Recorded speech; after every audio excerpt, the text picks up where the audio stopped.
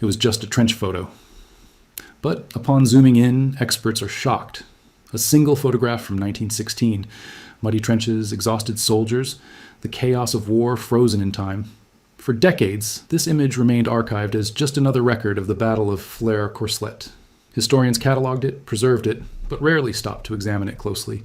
But when you enlarge this photograph, when you examine every detail carefully, something impossible jumps out at you. In the lower left corner of the frame, sitting alone in the muddy trench, a soldier displays an expression that shouldn't be there, eyes wide open and a broad smile plastered on his face. In the heart of the Somme trenches, surrounded by death and destruction, while his comrades tended to a wounded man in the background, he smiled. And that smile reveals a truth about the war that society took a century to officially acknowledge. If you want to discover hidden stories and historical photographs, subscribe to the channel and leave a like. You won't believe what history has preserved and forgotten images. The photograph is in the archives of the Imperial War Museum in London. It documents the Battle of Flers-Courcelette, fought between September 15th and 22, 1916, during the Somme Offensive, one of the bloodiest campaigns of the First World War. At first glance, the image appears typical of war photographs of the time. British soldiers in a trench, uniforms covered in mud, Brodie steel helmets, equipment scattered on the dirt floor. In the center, several men surround a wounded comrade, clearly concerned with helping him. The scene is familiar to any scholar of the First World War: crumbling earthen walls, the dense atmosphere of exhaustion that characterized the trenches of the Western Front. But there is one detail that, once noticed, makes it impossible to look at any other part of the photograph. In the lower left corner, partially obscured by the shadow of the trench wall, a soldier sits alone. His legs are bent, his arms resting loosely at his sides. He is not helping the others. He is not looking at the wounded. He is doing absolutely nothing. He's just sitting there, his face turned directly towards the camera. And she's smiling, not a discreet smile, not a nervous half-smile. A wide smile, with her mouth open, her eyes completely wide, as if she were posing for a family photograph on a happy day. But this was not a happy day. It was September 1916 at the Battle of Flers-Courcelette, where tens of thousands of soldiers were killed or wounded in just 1 week. Back then, people didn't smile for photographs, much less so in war trenches. To understand how disturbing this image is, it is necessary to understand the technological and social context of photography. In 1916, cameras of that era still required relatively long exposure times, although technology had advanced since Victorian daguerreotypes, which required minutes of absolute stillness. It was still necessary to remain motionless for several seconds to ensure a sharp image.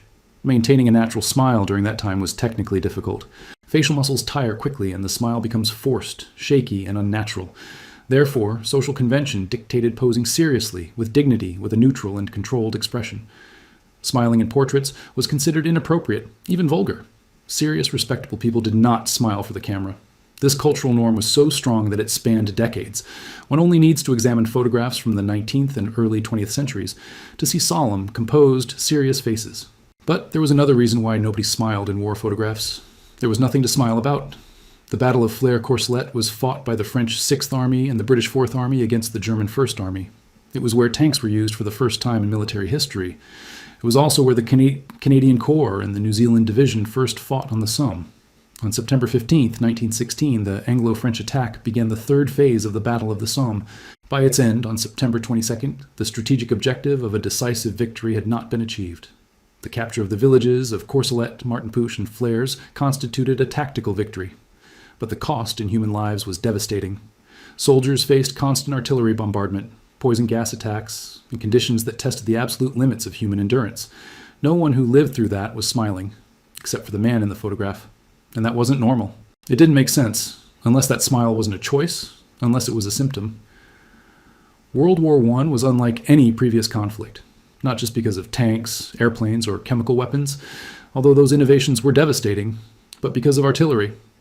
Artillery weapons were responsible for 60% of all casualties in the First World War. Cannons positioned kilometers away fired shells that fell from the sky, turning trenches into instant graves. There was no heroism possible against artillery. No amount of courage could deflect a shell. No amount of military skill made a difference when a projectile fell directly on your trench. It was pure luck, being in the right place at the wrong time, or vice versa. And for the soldiers who survived, day after day, week after week, the psychological impact was devastating. The sound of the approaching shells was unmistakable, a sharp whistle that grew louder, cutting through the air. The soldiers learned to count the seconds, 1, 2, 3, maybe 4, before impact.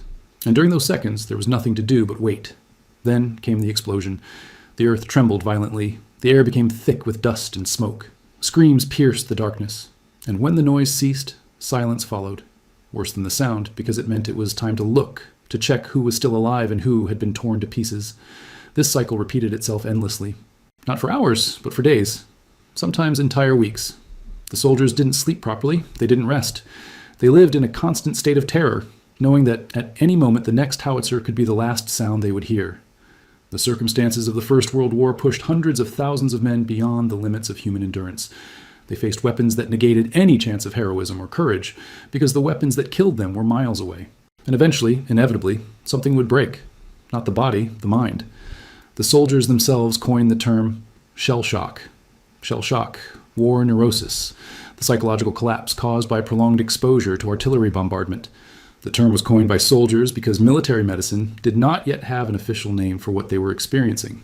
The symptoms were varied and devastating and included extreme fatigue, uncontrollable tremors, mental confusion, nightmares that prevented sleep, and impaired vision and hearing without apparent physical cause. Some men developed hysterical paralysis. Their legs simply stopped working, even though there was no spinal injury. Others lost the ability to speak, even with intact vocal cords. There were those who could no longer hold a rifle or a mug, their hands trembling uncontrollably. And there was a particularly disturbing symptom, less discussed but equally real: inappropriate affect. A vacant, bewildered look was typical, but some soldiers developed facial expressions completely disconnected from their actual emotions or the surrounding situation. Soldiers who would start laughing for no reason, who would cry in moments of calm and laugh in moments of horror, whose expressions would become random, inverted, paradoxical. Soldiers who smiled when there was absolutely nothing to smile about. The diagnosis was often made when a soldier proved incapable of performing his duties, and no obvious cause could be identified.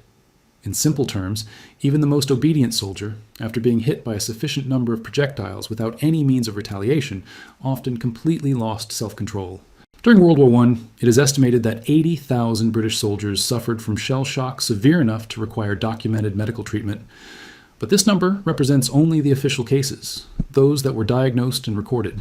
How many more suffered in silence? The truth is, we'll never know. In 1916, shell shock was not viewed with compassion. It was viewed with suspicion, distrust, sometimes with outright contempt. Although it was recognized that the stress of war could lead men to collapse, a prolonged episode was often seen as symptomatic of an underlying lack of character. In his testimony to the post-war Royal Commission that examined shell shock, Lord Gorta said that war neurosis was a weakness and was not found in good units. Many military officers believed that soldiers were feigning symptoms to avoid combat. As a result, men with nervous breakdowns often received less attention and sympathy than those with physical injuries. Wounds that bled were honored. A man with a leg shattered by howitzer shrapnel was a wounded hero, deserving of care and respect.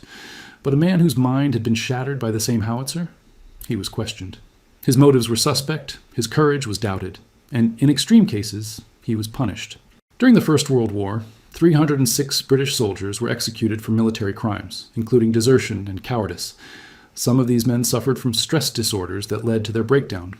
But a prolonged episode would likely be seen as symptomatic of a lack of character. It is unclear how many suffered from war neurosis and were convicted of cowardice or desertion when, in fact, they were psychologically incapacitated. Witnesses at military trials reported soldiers being visibly trembling, unable to articulate words clearly, and displaying inappropriate facial expressions, all classic symptoms of severe shell shock. But these symptoms were not seen as evidence of illness. They were seen as evidence of guilt. These men were shot at dawn. It wasn't until 2006, 90 years after the end of the war, that the British government finally granted a posthumous pardon to those 306 soldiers executed for cowardice and desertion, thus officially acknowledging the effect of war neurosis on its troops. 90 years to admit the truth. Let's go back to the photograph. That soldier sitting in the corner, smiling broadly with wide eyes. Now that we understand the context, the constant bombardment of flare corselet, the symptoms of shell shock, the inappropriate affection, we can see the image with new eyes. That smile is not joy. It is not relief. It is dissociation. It is the last gesture of a mind that can no longer process the surrounding horror and has entered a state of total psychological collapse. His eyes are wide, but not truly focused. He looks in the direction of the camera, but he doesn't see the photographer. He's looking through him, to some distant place that only exists in his fragmented mind. Her mouth is open in a wide, unnatural smile, as if someone had carved that expression onto her face and forgotten to erase it. There is no genuine joy there. just an empty reflex, an emotional response completely disconnected from the reality around her. And there's another detail in the photograph that makes it all the more devastating. Nobody is looking at him. In the center of the image, several soldiers surround a wounded comrade. There is urgency in their movements, concern in their postures. They are clearly trying to help, to stop the bleeding, to offer comfort to a man with visible injuries. But the smiling soldier, sitting just a few meters away with his expression clearly altered, is completely ignored. None of the other men look in his direction. None of them seem concerned about his obviously compromised mental state. None of them are trying to help him. Why? Because visible wounds were understood, invisible wounds were ignored, or worse, they were viewed with suspicion. His companions wouldn't look at him because they didn't want to see, because acknowledging his suffering would mean acknowledging that any one of them could be next. Then they would look away. They would focus on the physically wounded person, whose suffering they could understand. And the smiling soldier remained there, broken and invisible, even though he was right before their eyes. To fully understand what that soldier had experienced, we need to examine the Battle of Flers-Courcelette in detail. The battle began on September 15, 1916, with a massive Anglo-French attack. The artillery bombardment that should have destroyed the German defenses was intense, but when the British infantry advanced, they discovered that many enemy positions were still intact. The German artillery responded with devastating force. Shells rained down on the British trenches. The earth trembled continuously. The air was thick with dust, smoke, and the acrid smell of explosives. The soldiers faced not only artillery fire, but also gas attacks. In the early hours of specific days during the battle, the Germans would release poison gas. British soldiers struggled to put on their masks before inhaling the toxic fumes. Some didn't manage it in time. For days on end, the bombardment did not cease. Soldiers in the trenches spent 38, 48, sometimes 60 hours without adequate sleep, without rest, under constant fire. The sound of the howitzers became part of the very air, a constant, inescapable presence that penetrated not only the ears, but the bones, the stomach, the very soul. Men watched their comrades being torn apart right beside them. The First World War was not a war of heroic, one-on-one confrontations. It was a war of machines that killed indiscriminately from a distance. At that moment, in trenches like the one shown in the photograph, everything these men had been created for, the social structures that made up every aspect of their lives, simply exploded and shattered. They were there, lying in muddy trenches, afraid to die, hearing and seeing death all around them, their entire psyche being destroyed. And eventually, inevitably, some broke down completely. The photograph captures one of those moments of complete breakdown.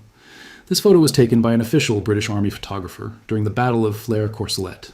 Military photographers were instructed to document war operations, including medical evacuations and conditions in the trenches. The image shows exactly what was happening in those trenches. Soldiers tending to the physically wounded while the psychologically wounded were ignored. We don't know if the photographer realized the importance of what he was capturing. We don't know if he consciously noticed that smiling soldier in the corner, or if he was focused on documenting the medical care being provided to the wounded man in the center of the scene. What we do know is that the photograph preserves something crucial: visual evidence of severe shell shock, evidence of inappropriate affection, evidence of a man in total psychological collapse. It also preserved evidence of how this suffering was treated, or rather ignored. After the war, as photographs were being organized and archived, images like this were often kept, but not publicly displayed. Not because they weren't important, but because they were too important, because they showed a truth that post-war British society was not ready to confront. The official narrative was about heroism, sacrifice, and victory. There was no room in that narrative for men smiling inappropriately in trenches, or trembling uncontrollably, or staring blankly into space with empty expressions. These images contradicted the story the nation wanted to tell about itself. But the photographs were preserved, archived, cataloged, stored, so that future generations could eventually confront the complete truth. And today, the truth is available for anyone who wants to see it. The medical and social understanding of shell shock has gradually evolved throughout the 20th century. After the First World War, British veterans suffering from war neurosis faced decades of stigma and lack of adequate treatment. Many lived with nightmares, tremors, and other symptoms for the rest of their lives without proper official support. During the Second World War, the lessons of the First were partially learned. There was greater recognition that prolonged combat caused psychological damage, and some treatments improved, but the stigma persisted. It wasn't until the Vietnam War, when post-traumatic stress disorder, PTSD, was formally recognized as a legitimate medical diagnosis, that a broader understanding of war trauma began to emerge. Shell shock and PTSD are not identical, but they share fundamental characteristics. Both show how extreme mental stress leads to significant physical and psychological difficulties. And finally, in 2006, 90 years after the end of the First World War, The British government granted a posthumous pardon to the 306 soldiers executed for cowardice and desertion.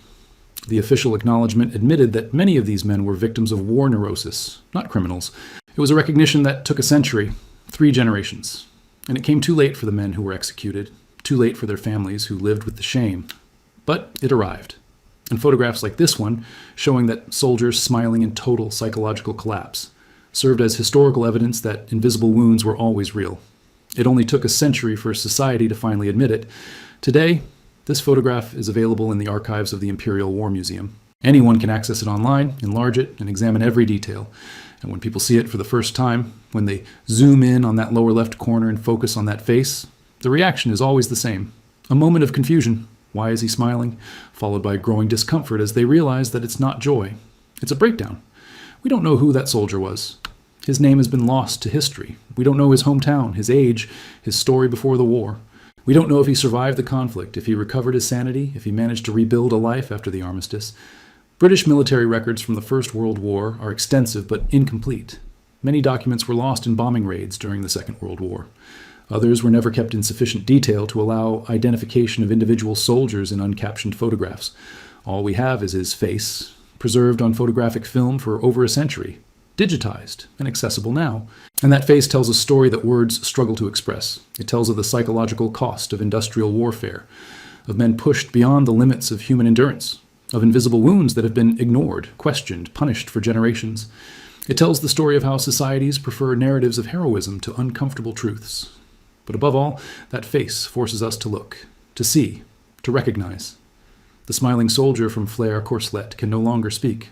But his preserved face speaks for him. It speaks for all 80,000 British soldiers documented with shell shock. It speaks for the countless others who suffered in silence. It speaks for the 306 executed before the truth was admitted. And its message is clear. War breaks not only bodies, but minds. And this breaking has always been real, even when the whole world refused to see it. More than a century later, we are finally looking. Finally, we are seeing that smile for what it truly is. Not joy, but evidence of the most invisible and devastating wound of all, a human mind falling apart, preserved forever in a fraction of a second in September 1916 in a trench in Flers-Courcelette, so that we never forget.